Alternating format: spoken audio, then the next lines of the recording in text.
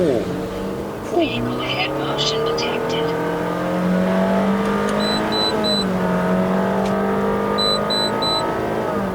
哇，快哦！快。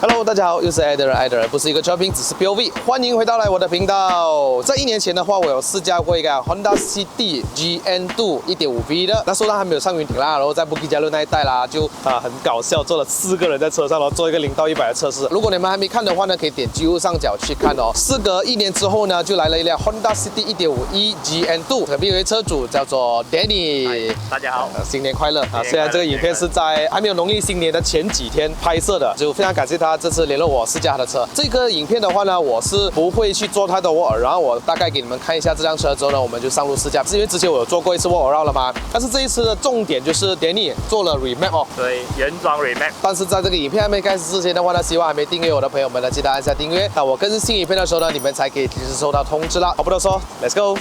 这辆车你有进行改装过什么东西吗？没有，基本上就是全原装，只是做了 remap。Air filter 也没有换过是吧？也没有换过。exhaust 也是原装，intake 也是原装。然后现在 on wheel 是大概多少匹呢？100多吧，在那个 JC。Racing 过后再给你们看给你们看那个 graph 就知道了哈。对。这一代的 Honda City GN2 呢，总共有分为几个 spec 啦，有 S spec， 有 E spec， 有 V spec， 还有 RS spec 的。之前我也试驾过 RS spec， 我也试驾过 V spec。那今天就来一个 1.5E， 顺便呢，等一下呢就会把它开上云顶啦。这辆车的轮胎是标配着原厂的本田联的 UC6 185/60 R15寸的，有一个 single port 的刹车卡钳，大概1个拳头的高度，因为这辆车是原装。后面呢也是没有刹车卡钳的，你要买到 RS spec 呢才会有的。这个是一个 drum brake， 1个拳头的高度，也是185/60 R15寸 BMW 330i 的尾灯。看过了比较大副引擎的话呢，再看回一下这一副1.5公升的会比较小哦。这一副引擎是一具1.5公升的自然吸气4缸引擎，代号为 L15ZE， 它的调教比较低一点呐，可以产生121 PS， 还有145的牛顿米，配搭着 CVT 的无段变速箱，可以模拟7速，基本上也没有什么好说。CVT cooler 也是没有加哈，也没有加，对呀，全原装。所以幸好这辆车呢，它是可以用 Luffy 读到它的 CVT 的温度大概是多少，所以我们等一下去看一下日常生活驾的时候呢，大概是多少度，上到顶呢也大概是多少度，因为我记得我驾过 Civic 1.8S 的FC 呢，它就上到顶的时候大概是131度，蛮高一下。不多说，那个驾驶体验是怎么样哈？这辆车呢，唯一一个就是少了皮革啦，它是 fabric 的。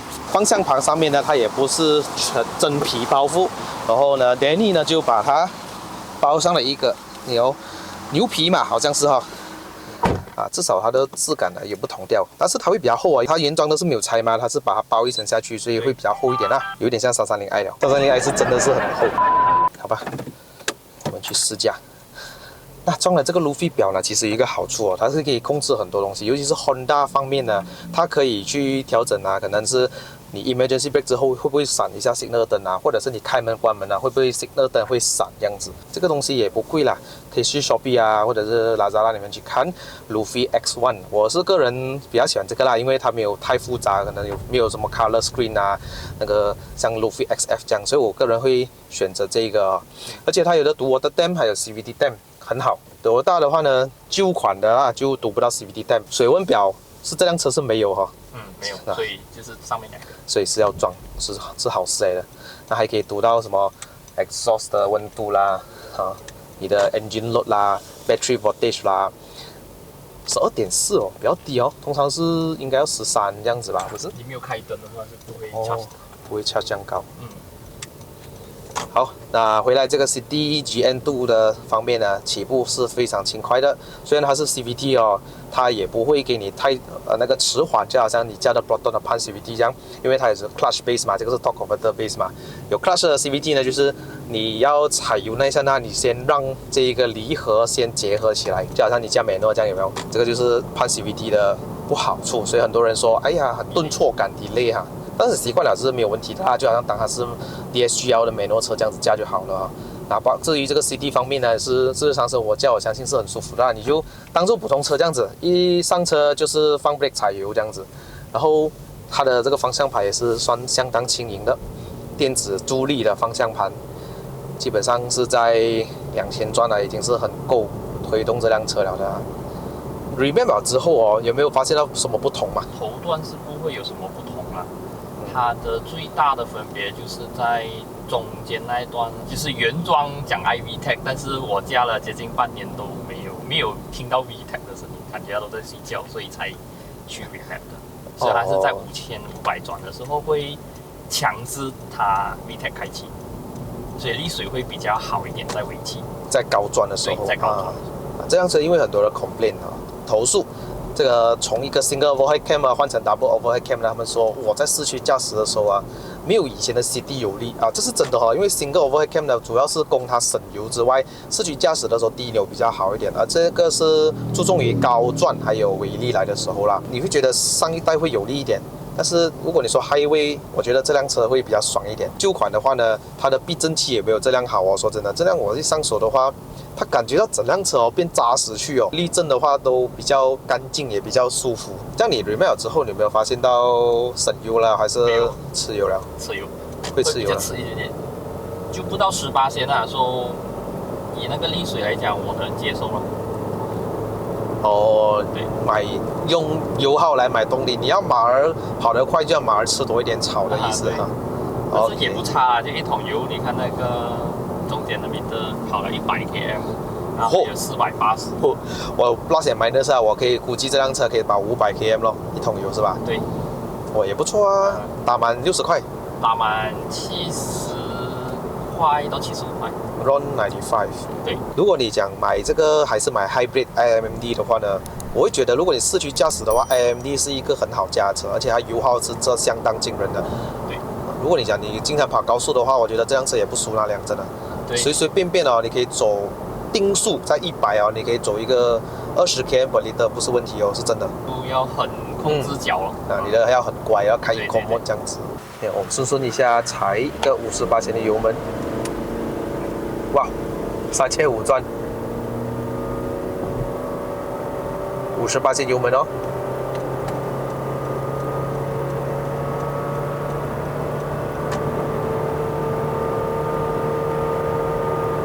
会真的很舒服驾CVT 就是要这样子你把它顺的踩，反而它会更加的快，更加的顺现在我是定速着120左右嘛，大概2200转。我换一个加我按一个加，你看到吗？现在是 D7 是吗？是吧 ？D7。对 ，D7。它的转速会高一点的对。就好像我现在放在 Manual Mode， 你看它也是高了一个整500个转，可以降档。无可否认，它的降档反应也是很快的不过它的进档上面我会觉得Toyota的 CVT 上面会更加像 AT， 很神奇的它的进档的时候它莫名的会有感觉到换挡。另外一个想法就是，哇，现在加的 AT 这样有一种小乐趣在 CD 上面就没有加上来这一代的 CD 跟上一代真的差别蛮大的。上一集的影片我也是有这样子讲过，风噪或者是胎噪方面，你会觉得这样子安静了很多。加起来的感觉就是整辆车就是扎实去可以简单来讲，舒服了，安静了，扎实了。反而我觉得它的这个座椅不要买皮革的会更好坐旧的 CD 也是这样子觉得的。它 fabric 的话会比较软一点，如果是皮革的话，这样那车会比较硬一点这辆车你买回来到现在有没有遇过什么问题这样基本上就是有一些噪音就正版Honda瓦亚的声音，一些噪音。我的是 AB 了，2个 AB 了都有声音，懒惰解决了，就可能塞一些棉或者是那个 clip 可能 clip 不紧还是之类这种。买这辆车的时候就已经是预料会有这些问题，所以我不觉得是个问题就好。之前有试驾过 GN2 我是试完车之后呢，我把车停下来在 basement parking 那里啦，然后我就稍微无意中动到那个方向盘一下它有个咯咯的声音。我再试一下咯咯，然后原来我才发现到原来这一代的车主很多人都中了这个叫 steering rack 的问题。新车一出不久就有啦，所以是有的 claim 的啦，这个是没有问题啦。每次拍 Honda 的影片下面很多就开始讲Honda 这个 spare part 啦难 claim 啦，底下又 good luck for you 啦，很多问题啦。反正我拍Toyota但是很少人会讲这个问题啦。的确是有这个它的 service center 的问题。不是我的问题啊，也不是我们的问题，是他们的问题，我知道。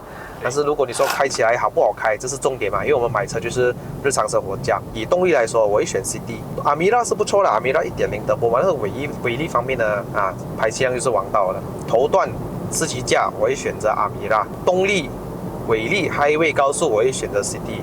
但是如果你说我喜欢操控耐用上面二手价好的话，还是Toyota Vios。Vios 它会有一种很特别的，过弯的时候呢，它不会尾巴不听话啊，很粗啊，然后那个车身侧倾也是少的，很神奇的。虽然它没有讲有 TNGA 啦，只是一个普通的有 TNGA 的影子在里面，所以我觉得很神奇耶。其实三个都很近，但是综合会偏向 Almera。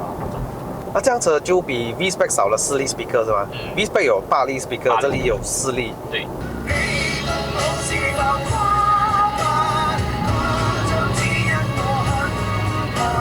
它的这个 button 有一点，对，有一点慢了的 button， 对，还是觉得要走这样子，真的是差了4粒 speaker 很抖一下，因为就是没有高音，没有中音，就贝斯也少了，然后高音也少，就可以基本上是听基本的音乐这样。我开始听到里面这边有点小声音，是不是？对，这个门里面呢，还是后面的左右呢？它是 AB 热，你 AB 热啊，就咔。它的弯腰在那边跳舞。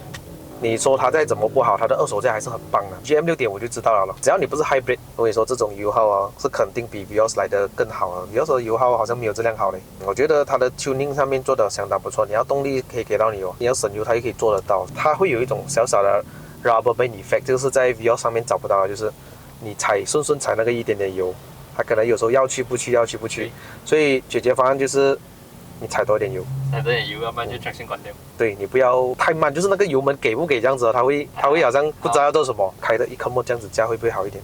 会更吵。会更吵。也是关掉。你镜头上面是看不到的啊，这个感觉是要自己坐下来才知道。对，你握着那方向漂移的，对，这个方向，那就不错了。是哦，反而那个它 rubber band 还会有，可是它不会顿了。反而它的那个我一踩油那个 gear engagement 它比较快嘞，它结合的比较快。0-100关掉的话，快整1秒多。其实 Luffy 显示啊 ，Luffy 可能也是开金标啊。这一辆就没有那个 Honda Lane Watch， 有一点小不习惯，但是 OK 啦，就当做不是 Honda 来加咯。因为 Honda 最出名的是 Lane Watch， 个人当然没有这样喜欢 Blind Spot 的，就是它会有那个小小的灯提醒你而已。其实我觉得，以我们比较老司机的人，因为也没有什么重要了。对，我们会看一下 Blind Spot 这样子在切换车道啊。对。我们又不是不看镜子的，反正那个 Blind Spot 会让你懒惰去看镜子了，我觉得。所以现代人车真的是轿车哦，想要出就出，真的是有 Blind Spot 的还来不及反应，你又出来给车撞掉。虽然有的话是一个加分啊，但是我们日常生活价应该会关掉。S Mode， 台湾Vehicle head motion detected.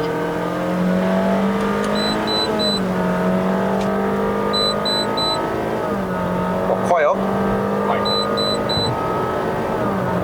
就是它中尾力比较满，很满的。哇，它的尾力不错啊，上得去哦。喂。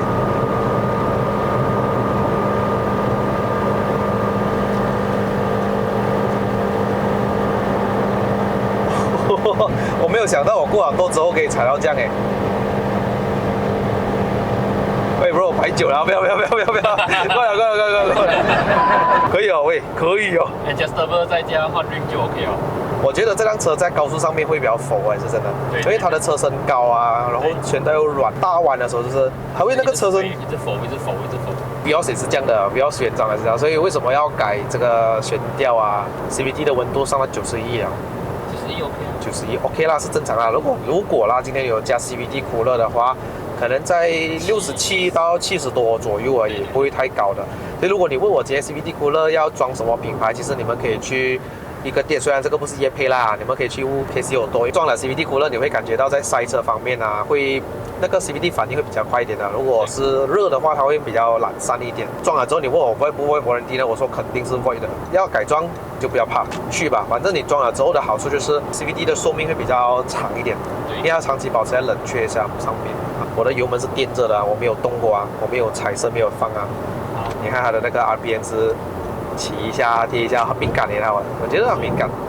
它知道你在稍微上一点斜坡，啊它会比较勤劳的去降档这样子的感觉。上到3000转了，啊，我没有动过哦，没有动过。那很神奇的，有没有？那你下山的时候还有会自动降档之类的。对对对，所以它比较勤劳，它的 CVT 比较勤劳，它 tuning 啊，但是还可以做到省油的话也是很厉害啊。试一下100亿过这个弯啊，侧倾很大哦，真的原装吗？但是如果讲原装的 Yaris 跟 Vios 哦，或者比起 CD 跟 CD Hatchback 哦，真的是很大分别。如果你们去试驾，你们知道了我的感受啊。过弯的时候完全不怕了，去不了，然后就由得那个轮胎来叫声给你知道哦，这辆车不能了。这你一点都不会感觉那个车不能的哦，只是轮胎给你的感觉。哎呀，猴子，在路中间啊，真的是危险。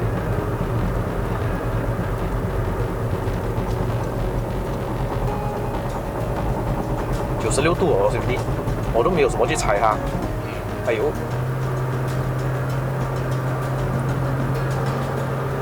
所以酷热很重要。其实它的车身是很灵敏的，左右的时候摆动是 OK， 只是悬吊是软，线条是软，所以是硬一点。OK， 来到山底了啦。老铁，我们知道我们下一集要干什么了，又是冲上云霄啊！这个影片呢是在我过年休息前的最后一个拍摄吧，拍完就可以过年了咯。谁说的？我还要继续剪我的片呢哈！还没关注的朋友们记得关注哦。GN2 1.5V 上山的影片就会在下一集的时候就播出，非常感谢大家支持，非常感谢典义这一次的借车，我们终于有机会看到 GN2 了。哦，今天的林地有点冷啊，好啊，性能也是比较好。哇，而头发又在给那个帽子，各位哈，影片就到此结束。如果喜欢看我的影片的朋友们呢，不要忘了按赞、订阅、分享、打开小铃铛。我们下集的 POV 再见，拜拜。